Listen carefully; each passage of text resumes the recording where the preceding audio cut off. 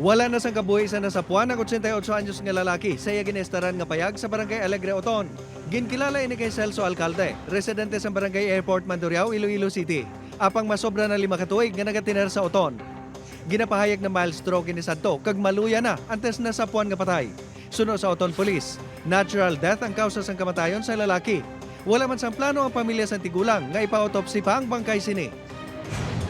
Nadagpan sa bypass operation sa barangay San Juan Molo, Iloilo City ang mag-asawa nga Sanday Walter Castro, 53 anyos nga anay barangay Tanod, kag si Maria Era Castro, 52 anyos. Na-recover sang kapulisan ang 150 gramos nga suspected shabu nga ginabulubanta na kabalor sa masobra 1 milyon ka pesos.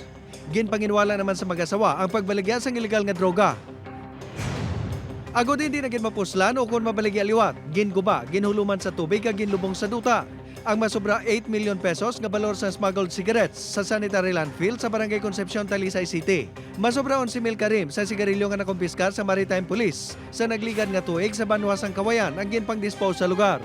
Wala sa mga tax stamps kag health warning sa mga sigarilyo nga ginabaligya sa merkado sang barato, apang delikado sa ikayong lawas suno sa mga otoridad.